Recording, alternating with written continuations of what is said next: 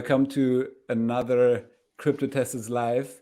This time I have Nicolas from Courtyard with me. Courtyard is a project that tries to bring the billions of dollars that people spend on physical collectibles every year on chain. It's a project that I find incredibly fascinating because I keep repeating to newcomers in this space that NFTs are not only about these static PFP pictures, but there's so much more to it. And the truth is also we haven't seen any other use cases for NFTs reach the same level of adoption. But I think physical collectibles definitely could be it. Very excited to have you and talk about all this. Thank you for having me. I'm really excited to be on the show. Yeah, how do you pronounce Courtyard? Because I know you're French, so is it Courtyard or is it more like some French pronunciation? Interesting. I never had that question before. So we call it Courtyard. I don't know if you know the story behind the name. Essentially, we were looking to recreate, like, you know, when you trade cards in the schoolyard, in the playground and so on. And so because we're French, we actually thought it was called Courtyard on this. And so actually we stick with the name and we're really happy with it. So if we were better in English, we would have been called Playground, essentially. Gotcha. So it's like the literal translation of the French word, and it doesn't quite mean the same thing in English, but it still sounds cool. So it's the courtyard. So it's like the place where people exchange like assets and goods and like cards and stuff like that. How did you get the idea for Courtyard? I know you haven't been in the Web3 space for a long time. So was it actually that you had this, you wanted to build something in Web3, or did you start from the other side where you've been very interested in physical collectibles and you saw an issue in that market and thought NFTs are the right technology to address this problem? It's interesting because the idea evolved quite a lot. So we started with the idea with another person who was really heavily in, he's called Ethan, was heavily into the crypto space. He got me into NFTs early on, actually right around the time like Bored Ape was launching, right? So I started to deep dive into NFTs pretty heavily. The idea was starting to form in terms of how can we bridge physical and digital together. I actually had an idea. I used to work in the music space before, and I actually had an idea before to do NBA Top Shot for music concerts, because I used to manage music labels for YouTube. So I know most of the music labels management, right? So I was like, I'm just going to create moments of concerts. It was called On the Show. When we saw the opportunity for physically backed and the massive opportunity this market is, right? Where we decided to completely abandon this and focusing solely on Courtyard. Can you explain a bit what Courtyard is and what were you trying to achieve there? Courtyard is building the infrastructure to bring physical assets on chain. So physical asset as physically backed NFTs. So we partner with Brinks, a company called Brinks, which is a Fortune 500 company, the leading company in storage and vault. So most central banks store their gold at Brinks. Actually, they store as well artworks and so on. They have different divisions. So we partner with them to put physical assets that have high values, and we start with collectibles, store them in a vault at Brinks, and we create a 3D model of that asset that we mint as an NFT on Ethereum blockchain. So right now we're on Polygon and layer 2. Essentially, we have that NFT that can be traded on any marketplace like OpenSea. You can trade it to anyone in the world, but at any point in time, you can come to us and burn the NFT to actually get the real physical asset shipped to your place. And so what this does is twofold. First of all, you will get much more liquidity for high-value collectible. I like to say when you have an expensive watch and you're trying to sell it online, right now there's so many frictions to trade that asset. You go on eBay, you're trying to sell it, probably nobody's going to buy it from you because it's too expensive. You have five reviews on eBay, probably nobody's going to buy it. So you need to go to a trusted dealer who's going to authentify the watch and sell it through their network. That sale is probably going to be around where you're located. So I believe you're around Europe or in Berlin, it's probably going to be sold within a European country. It doesn't make sense for somebody in Japan to buy that watch, right? And so the market is much smaller. And on top of that third party takes a pretty high cut. On average, we see it's about 20% of transaction fee for that transaction. Now, when you separate the ownership of the physical with the actual asset, you can have an asset that can be traded from New York to Japan to Guatemala to anywhere in the world within seconds. And so that's really a power that was not possible without blockchain. It's a true application of a blockchain technology. And the only way we see possible is to have a third party ourselves, kind of a sort of like a centralized entity that would keep physical custody of those assets. But you want to trust that company, right? And so that's why our partnership with Brinks is really key, because it's one of the oldest and most trusted company, and the whole supply chain is fully handled by Brinks. It all comes from the principle of, as long as you know you can get it at home, you don't need to get it. As long as you know whenever you want, you can get it at home, you don't need to get it. And so that's the first thing. And the second thing is it brings a lot more visibility to your collection. So we see that collectors like to collect and connect with other people, right? We've seen it with NFT. Like you have communities of holders of NFTs that like to connect with similar community, like similar holders, and talk about it, right? Right now, if you have a card collection, it's probably sitting in your basement or in like a closet, right? Or sometimes even in a vault if it's a very valuable collection, and nobody is there to really see it. Here you can actually showcase it online on the blockchain and collect it. So those are the first two applications. There's so many things we can do on top of it. Those are like the first few applications. So the way we think about the company is really, first of all, like proving the model. So that's why we did like a first physically backed drop.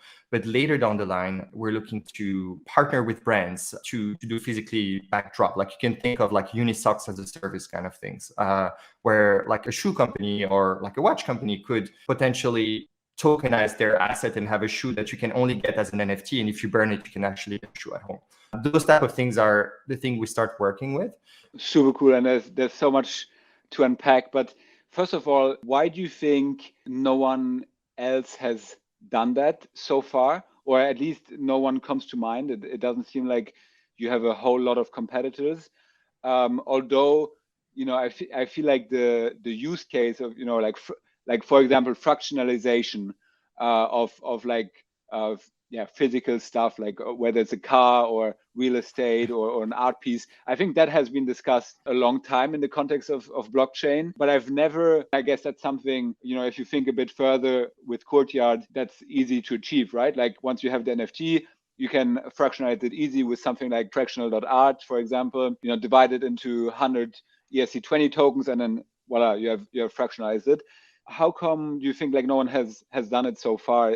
Was there any reason why this wasn't ready for mass adoption or something? Do you think crypto has evolved to some point now where we can actually tackle this? I think for three reasons. First of all, we're very early in this space, right? So we have competitor emerging. NFTs boom has really started since like, let's say February of last year. So it's still very, very early, and we see a lot more innovation in the space. Second, it's super hard to do. So like the whole thing about like building physically backed infrastructure, you need to first of all have trust, and it's hard to build trust in an environment when there are so many rug pulls and there is so many like problems in terms of like transparency. So you need to be as transparent as possible. You need to build trust, and you need to educate people on this new type of collectible, right? I can tell you, we try to be as transparent as possible, and still with that, you have a lot of like fudders or like different people who just gonna say like, no, this is a rug pull, this is not gonna work, and so on. And I think you're totally right. No one would have trusted Courtyard if you were the ones custodying these physical collectibles as a completely new brand. But this partnership with Brinks, which is, I don't know if the listeners will be familiar with it, but it's a huge company that has operated in this security and storage space for a long time. And I think this gives people, sort of the trust and guarantee that they can redeem their NFTs at any point, and also at any location, right? Because they have offices in 150 plus countries. So I like to say for people who don't know Brinks is whenever you see an armor truck on the street, look at the brand, 80% of the chance that it's a Brinks truck. And yeah, the last piece, it just came back to mind. Like the last piece is, it's very hard to focus on one thing. And we've seen competitor just like diversifying, because we talk to like our advisors and like very experienced like entrepreneurs. And it's true that in crypto, you're kind of a kid in a candy shop, right? You can do anything. You could build a physically backed marketplace. You could launch fractionalization. There's so many things you could do, because it's just opened up a brand new world of opportunity. It's very hard, but we're trying really hard to focus on building one thing, and one thing only, is being the most trusted place for tokenizing one thing. And we've seen that most successful companies like in the crypto space are really focusing on one use case and being the best at it without being too diversified, not too many diversification too quickly, essentially. I think just circling back to the Brinks partnership, also this network of locations it seems super important in the context of Web3 and crypto, where we're talking about a truly globalized market, right, with people all over the world. And I guess, yeah, one of the advantages of buying one of these NFTs is then that they can really get it, well, they can really get the physical object to anywhere in the world and not just, yeah, a select few countries. But do you think this partnership with BRICS is like a big moat, or could another startup that does something similar to you get a similar partnership very quickly? Well, how do you think about that? So first of all, I like to say blockchain doesn't have any border, right? If you're in any countries in the world and you buy something and you want to redeem, we need to be able to ship there, right? I think having an existing infrastructure that has experience in shipping through all those countries and working through custom fees and like regulations to ship high valued asset to all those countries is really something that helps us a lot. And it's not something you can build yourself. And we've seen even like card companies that are not into crypto, because there's a lot of like big card companies out there. They're still in the US, like they're still having challenges to ship only within the US because of all of those challenges. So I think, yes, it's going to be a moat. It's going to be a moat even more for bigger companies, because if you think of like, I don't know, like a Louis Vuitton or like Gucci or any luxury brand, for them to provide like their asset, they need a trusted brand, and they would not trust a bunch of like Silicon Valley guys in their garage to just store all the asset, right? And so having this trusted brand will really help those companies, give confidence for those companies that we're not going to lose those assets. And we see that this is key, even more than insuring them. We see that like not losing it is a really, really, really important thing for consumers and brands. Talk a little bit about the first drop that you just had, and you decided to start with Pokemon cards, right? Yeah, can you explain first of all why Pokemon cards, and then tell us a little bit about how that first drop went, and maybe I'll even share my screen in a bit and show the NFTs that are now trading on secondary on OpenSea. So initially we were looking to start with art, right? We're like, we're going to tokenize Picassos and we're going to tokenize like all those type of very rare art. And then we quickly realized that, first of all, it's very illiquid. Second of all, like it doesn't really relate to the current market for crypto users. We think like it's going to, like, because there's going to be more people coming into the space. But right now, people are more looking into like cool things, right? And then cards were the most obvious one because it's small, easy to store. You already have a grading. So most of those cards are, all the cards we're using are graded, but like a lot of the collectible cards get into like some sort of like a box from grading company that rates the card quality and like the condition and so on. They're small, easy to store, high valued and high interest. We felt that starting with a Pokemon drop was really kind of like bringing us back to our childhood, right? We see most of the crypto adoption is from people that are in their mid-20s to mid-30s. And those people had Pokemon cards back in the day at school, right? Like, and they were trading. And so that's why our first drop is called Back to School as well. Is like, we want to recreate the experience of you having a pack that you open and then you get like, maybe you get a Charizard, maybe you get like a Venusaur and so on. And so this is where we started with Pokemon. We really wanted to recreate an NFT drop experience for a first launch and not just having, like 5 assets on the platform and just say, hey, those 5 assets are at Brinks, like just buy them. We wanted to have something a bit more consequent. So we actually went and sourced like money with loan, it was around 500K to essentially buy all those cards, all card ranging from like a certain value that is close to the average, and just sold them for the average mint price. We sold them as like an unrevealed pack, where we're creating an experience like kind of an NBA Top Shot experience, where you would like click on the pack and it will just turn and open and show what you have. And so that's a very unique way, let's say, to launch to market. And we really felt like we need to recreate the NFT drop experience, but by having those cards sourced. And we learned tons by doing this experience. Yeah, I don't know that much about the card market, but I know that it's quite crazy that, people are willing to spend, in some cases $50,000 for a Pokemon card or a Magic the Gathering card. So I know that, but tell us a little bit like how did you go about like sourcing these cards, since I guess this is exactly the friction that you want to remove by bringing them on chain, right? You had to go through the old experience of buying that you want to disrupt, but like, yeah, how was that? And then I guess, did you have to grade them afterwards, or are they already graded when you buy them? Yeah, so we only focused on PSA graded cards. So PSA, for those who don't know, like there's few grading organization. You have like the leader as PSA and Beckett's, with PSA being like the most like prestigious grading company. And so for a card that's PSA graded, they are validated by PSA already. They put in a PSA box with like a special code, a QR code, and so on. It was not easy at the beginning. So first of all, we did a lot of study on like understanding how the Pokemon card market works. We actually got help for somebody here in the Bay Area who was a card, like 20-year-long card collectors, card dealer. That was his job essentially.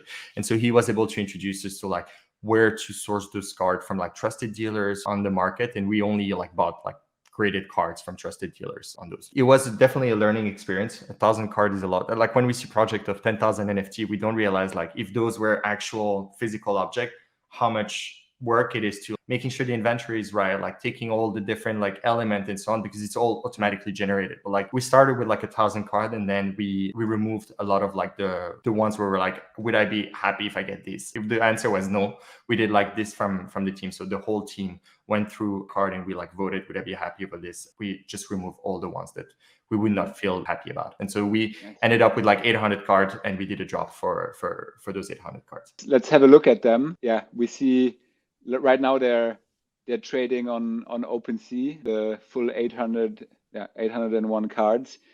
And yeah, we see a little packaging here. And yeah, back to school pack. Yeah, and right now they're not revealed. So the people who minted these Pokemon cards don't know what they got yet. Exactly. So it's kind of similar to when you mint an NFT project, you might get like a gold ape, or like you might get like another types, right? So it's going to be a very, very interesting experiment, because even like some people could just say like, hey, but those cards, like look at the price on eBay for that one. This is the exact price on eBay. And like my answer to that is more like, what about an NFT card of this, right? Like there could be like so many, I don't know, Venusaur on the market you can get, or this series of Venusaur, but like what would the market value as an NFT? And so the answer is more like, how will those resell on the secondhand market, and how will people value this brand new like Genesis drop of a product that is gonna be there for long term? So like we got some funding, We're here for the long term. That's going to be a very interesting experiment to see. These Pokemon cards, obviously, they're non-fungible. That means that every single Pokemon card is completely different, and they probably also have very different market values or fair market values. How, like, can you tell us a little bit about the value of these cards? And so could it be that people are all minted at the same price, and then it can be that one lucky person gets like the most valuable that is multiples more expensive than what they minted at? Is that how it works? Yeah, so there are some cards that are worth like 30,000. Like we didn't want to have all the cards. First of all, it's almost impossible to get every card like around $500 exactly. It's like good luck for finding, like the market is so volatile as well, and the market evolves as well, and like Pokemon card have evolved a lot in value. And so it's not like you're buying like a Coca-Cola in the store and like, the Coca-Cola is $2.50 and that's always gonna be $2.50, right? Like this is evolving as the market go, and like it's not like a product from a brand directly, right? This is what the market is gonna price it for. And so we wanted to give incentive, because if everything is the same, it's not exciting for users, right? And so we got like few like chase cards. So like one of them that we showed, like, it's a Venusaur. We have several like very interesting card like we have a lot of interesting cards. But if you have a card that's more expensive, then you need like a couple cards to be a bit below the min price on the physical world, right? In order to compensate that, because at the end of the day, like we're selling at what we paid it for. And so the question is more like, even if it's like, let's say $100 less, or like $200 less than the min price, right? Are those NFT going to resell for less than the min price or no? And that's going to be a very interesting answer. But it's kind of interesting. This ties back to the reason why we chose Polygon, because if we minted on mainnet, you would anyway pay $130 for gas fee. right? And you would have gas wires and so on. And so that's why we chose like a Polygon to have more of a frictionless market that would be on OpenSea. Now, we're thinking of doing project like Courtyard, maybe Courtyard Reserve. That's a name that's been thrown out there for like higher value asset that would potentially be on mainnet for like $50,000 assets. And that would be a different types of collection. You're sort of hinting at the fact that these could even after the reveal. So right now they are trading at almost 2 times the mint price, because people are, I guess, sort of speculating also on having one of the more expensive ones, as long as they're not revealed. By definition, a lot of speculation going on. But after they're revealed, you think that some of these cards will trade above their value, fair market value, let's say, in the physical world, because they are NFTs. Why? What are the reasons you think that NFTs could trade at a higher price than physical collectibles? I think there's 3 reasons for that. The first and the most obvious one is this additional liquidity, this additional visibility and utility you will get from those. The second one is around the fact that it's like the first drop. Like the beauty of blockchain is everything is secured and like everything is recorded on the blockchain, right?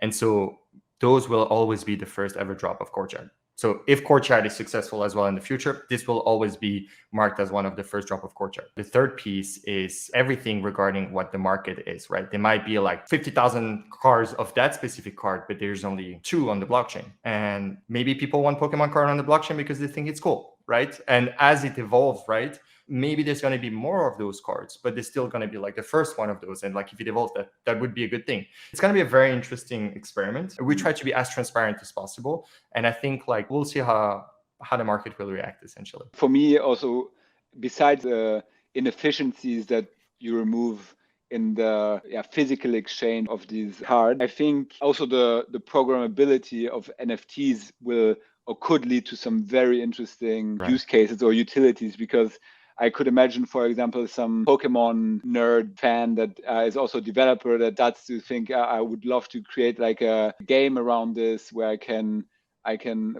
use my cards and use them against like some other players that decides to play against me, where the card, I don't know, where you can also win the card of the other if you lose the game, or like you can literally program anything into such a game. And I wonder, is that something that you want to tackle as well, or do you think of Courtyard as this base layer primitive that others will build on? And are there any particular use cases that you are looking forward to see? This is the beauty of blockchain, and it ties back to what I said before, is like, in order to be successful, we need to focus on one thing and one thing only, is to be the most trusted partner for tokenization of assets and have as many cool assets for you guys to trade on the blockchain.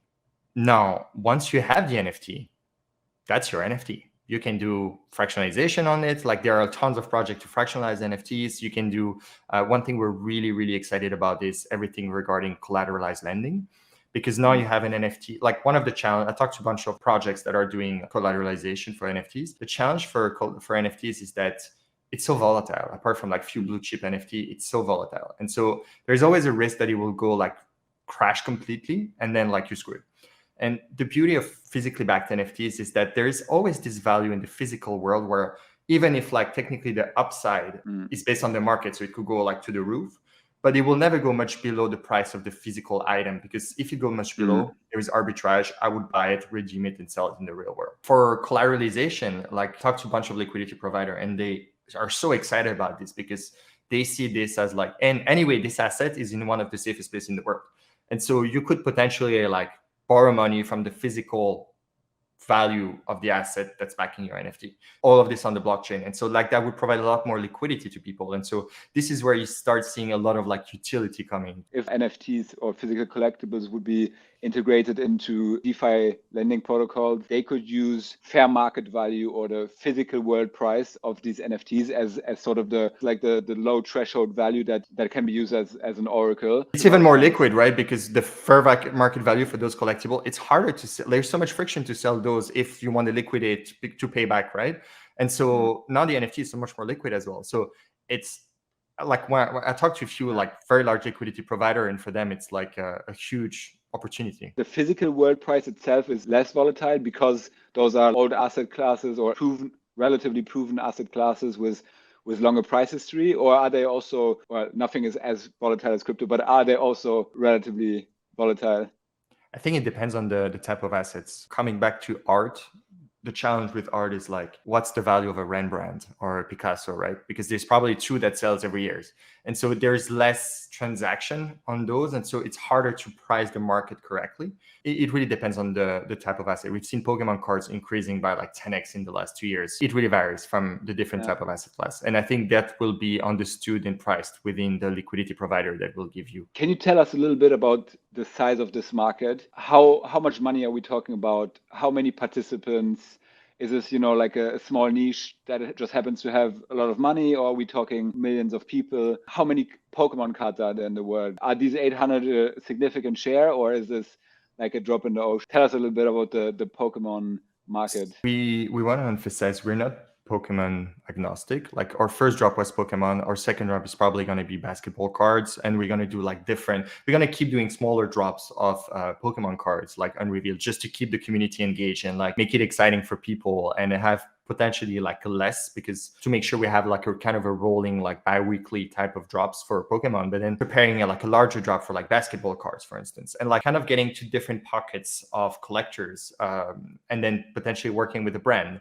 And so we're not specifically focused on one type of collectible. So to come back to your question, the collectible market space is $370 billion. And you would be amazed to see, like with my job now, I'm talking to so many collectors, and I hear so many things like, I collect knives. I have $30,000 knives in my collections. And there's so many random pockets of like collectors that you would never believe exist, right? And so our goal is to essentially bring a new home for those collectors, to show the collection and build pockets of communities on those. So $370 billion, I think the art market was priced at like $70 billion. We're not going to start with art because of like the liquidity and because of all of those challenges. So like it's more difficult to store and so on. But we will at some point. At the same time, I feel like it's going to be quite important to reach a big number of cards within each, or number of items within each collection, because you want like to reach the critical number where network effects start to form, and where there's enough incentives to create that game, or word of mouth starts to make its magic and pull the other Pokemon holders in, and so on. Like our biggest focus is to get as many assets on the platform. And so we are working on a model like a kind of a StockX model, where you could ship your collection to us and get the NFT back, which will all beneficial for you, because essentially like the NFT is likely going to be worth more. And the good thing is like we have ways, thanks to smart contracts, that we can automate like incentive for users. Let's say you have a expensive card and you're trying to sell it on eBay, you'll sell it, you can make the money, and you need to ship it. That's fine. With us, we could build mechanisms so that if you, Lito, wants to send your card, we will automate a royalty fee to you for any transaction in the future for that NFT, that you will get a royalty as a reward for bringing the liquidity to the market.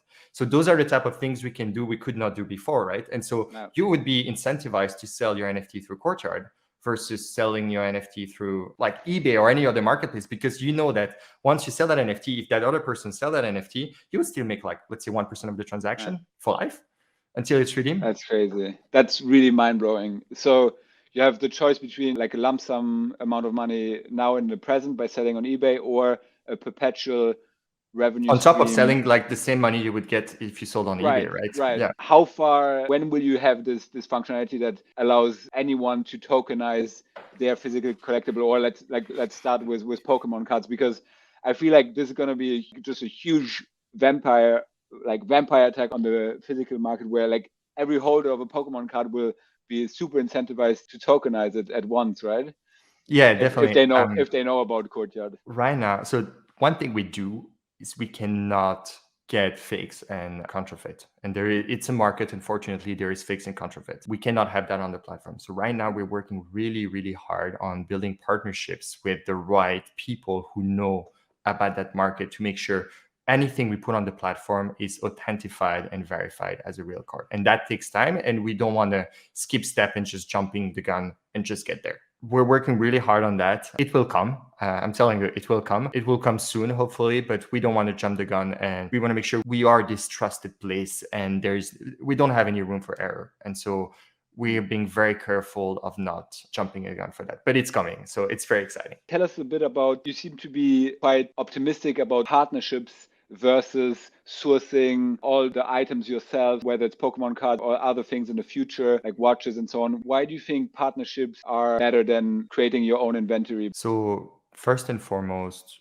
we got a lot of requests from pretty big names we cannot mention because it's still early on, but like a lot of those brands are looking to get into NFTs, but they don't know how to do it. Those brands know how to do one thing, is create great products. If they can get the right partner to build those as a physically backed, like kind of a unisex type of product, that would be massive. And especially imagine like a sneaker or watch that you can only wear in real life. If you burn the NFT like a unisex, that would be like the ultimate collectors, and there's like 10,000 of those, right? So that's one thing. The second thing is the beauty of, I thought about it, I talked to my co-founder yesterday about this, like the beauty of like having brand new product that only sell this way is there's no market for it. So nobody can come back and say like, hey, wait a second, you paid that much for that asset, but like I can buy that asset in the real world for that much. And so these are going to create new types of assets that are going to be highly like collectible type of asset. I think brands are looking to get that, and they just don't know how to do it. And like we can provide the infrastructure for those brands to do so. I think this will be the last question because I know you have a hard stop. Take us to Courtyard to your vision of Courtyard, I'd say 3 years. Where will you be at in terms of product, and how can we imagine the Courtyard experience to be like? I think in 3 years, we would be at the position where you can sell your collection to Courtyard. You can just ship to us. We authentify it. You get the NFT. We'll have like some sort of a minting factory. You will get those royalties, and you can just like trade and buy those cards. Some people would redeem them. Some people will not. I think on top of cards, we will have a lot of types of assets. We will have like watches, sneakers, potentially art, anything that people essentially collect or put in a vault. You will have the ability to do collateralized lending. You will have the ability to, through partnerships, potentially do fractionalization. You have a lot of those different types of opportunities. And then finally, we would be working with various brands to help provide that infrastructure as a service, essentially. Do you think there will be a sort of Courtyard marketplace where all these different things that you have tokenized will be tradable, where collectors will have an identity profile, a reputation, and be able to show off their physical collectibles, their digital physical collectibles? Or are you really just like, this sort of infrastructure player where the experience starts and ends, but everything that happens in the middle happens on OpenSea and, other platforms, just not in your hand? Because I can imagine that some like generalized marketplace like OpenSea maybe doesn't have the sort of UX, UI that such that the physical collectible market wants, right? Like maybe I'm not an expert, but maybe they would like to see the price of an item in the physical world, or other means to connect with the community and so on. So do you want to build that as well, or will you leave it to others? What I can say is we're focusing on what brings the most value to users the best, right? Right now, it's very hard to build a marketplace because you want to get like people, like you want to bring people to your marketplace. And at the same time, we're very much like, even if we're centralized, we're very much in a way of like this blockchain where like we're one block of the chain and like there's other people building on top of it. So we're actually working with we're talking to like the OpenSea team and other marketplace. How I really see it is like, once it's your NFT, you can sell it on any marketplace you want, to be honest. If at some point it makes a lot of sense to have people coming to our place to like resale at maybe a lower fee, or maybe there's a better experience in metadata, then we will start building it, right? But right now, I think like we bring much more value in focusing on nailing down, putting cool assets on the platform. And that should be really the focus, because that's what's going to bring the most value to user, because they have a solution for trading it right now. And so what can bring the most value to user is really what we're focusing on. I'm very excited to see this all come to fruition. And thank you so much for taking the time. Thanks for having me. It was great having a conversation.